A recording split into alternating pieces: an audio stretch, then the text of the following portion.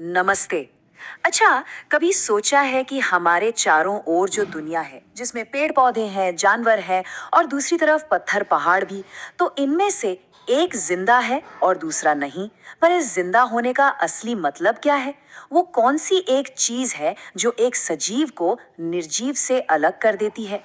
चलिए आज जीवन के इसी सबसे बड़े रहस्य को समझने की कोशिश करते हैं। आखिर वो कौन सी एक चीज है जो सजीव और निर्जीव के बीच में एक लकीर खींचती है?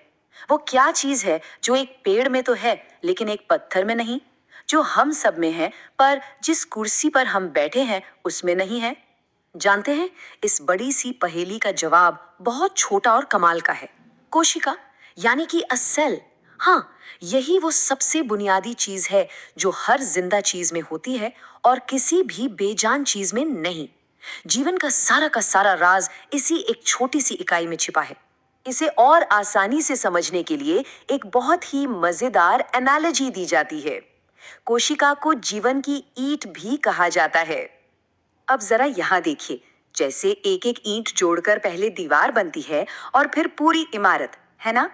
ठीक, बिल्कुल वैसे ही लाखों करोड़ों कोशिकाएं एक साथ जुड़कर किसी भी जीव का शरीर बनाती हैं। एक तरफ ईंट की दीवार है और दूसरी तरफ प्याज की झिल्ली की कोशिकाएं। देखिए तो जरा इनकी बनावट में कितनी समानता है। सच में कमाल की बात है। तो अगर हम इसे साइंटिफिक भाषा में कहें तो कोशिका हर जीव की सबसे छोटी संरचनात्मक और क्रियात्मक इकाई है। मतलब ये कि वो सिर्फ शरीर का ढांचा ही नहीं बनाती, बल्कि जिंदा रहने के लिए जो भी जरूरी काम है वो सब भी खुद ही कर लेती है। और यही बात कोशिका को इतना ज्यादा खास बना देती है। सोचिए, एक अकेली कोशिका भी अपने आप में एक पूरा जीवन जी सकती है। वो खुद से जिंदा रह सकती है, अपने सारे जरूरी काम कर सकती है। इसके बिना तो जीवन की कल्पना करना भी नामुमकिन है। लेकिन जीवन की नन्ही नन्ही ईंटों के बारे में हमें पता चला कैसे? चलिए अब इसकी खोज की दिलचस्प कहानी पर चलते हैं। ये कहानी शुरू होती है साल 1665 में रॉबर्ट हुक नाम के एक वैज्ञानिक से।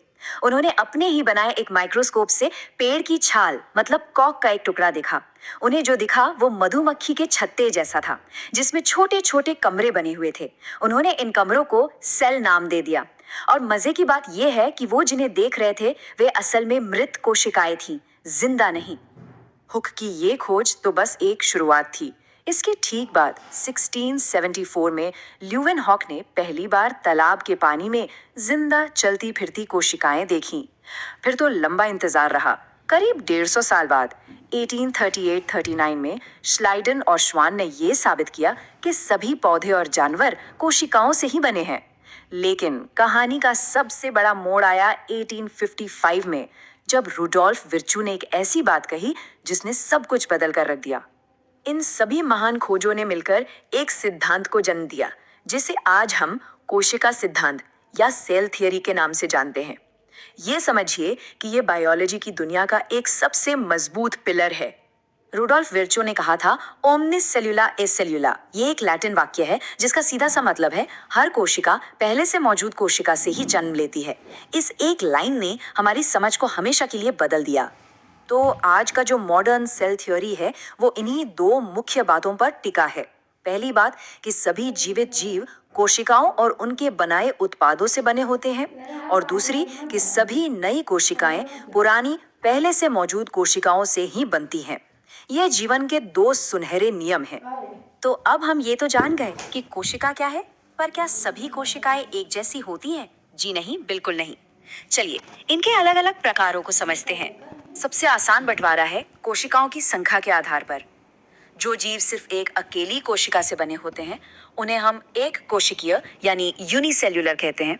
और जो जीव बहुत सारी लाखों करोड़ों कोशिकाओं से मिलकर बने होते हैं उन्हें बहुकोशिकीय यानी मल्टीसेल्युलर कहा जाता है। अमीबा और पैरामीशियम जैसे जीव इसके सबसे अच्छे उदाहरण हैं। सोच कर देखिए, है तो सिर्फ एक कोशिका, लेकिन ये वो सब कुछ करती है जो जिंदा रहने के लिए जरूरी है। खाना पीना, सांस लेना और अपनी संख्या बढ़ाना भी। अच्छा, बनावट के हिसाब से भी कोशिकाओं के दो मेन टाइप हैं। पहली है प्रोकैरियोटिक कोशिकाएं जो थोड़ी सरल होती हैं, और दूसरी हैं यूकैरियोटिक जो काफी जटिल होती हैं। इनके बीच का जो सबसे बड़ा फर्क है वो है केंद्रक यानी न्यूक्लियस का। प्रोकैरियोटिक में ये बिखरा हुआ होता है, जबकि यूकैरियोटिक में ये एक झिल्ली के अंदर एकदम सुरक्षित रहता है, जैसे हमारा दिमाग खोपड़ी के अंदर रहता है। तो ये केंद्रक आखिर है क्या चीज? इसे कोशिका का दिमाग या कंट्रोल सेंटर समझ लीजिए। ये एक झिल्ली से घिरी हुई संरचना है, जिसके अंदर उस जीव का पूरा ब्लूप्रिंट यानी कि डीएनए सुरक्षित रखा होता है। और हम इंसानों जैसे बहुकोशिकीय जीवों का स्केल कितना बड़ा है जानते हैं? एक औसत इंसान के शरीर में लगभग 100 खरब यानी 100 ट्रिलियन कोशिकाएं होती हैं। ये इतनी बड़ी संख्या है कि हम इसे ठीक से इमेजिन भी नहीं कर सकते। तो अंत में एक सवाल छोड़ जाते हैं, अगर एक इतना जटिल जीव खरबों कोशिकाओं से बना है, तो इस सब की शुरुआत कहाँ से होती है?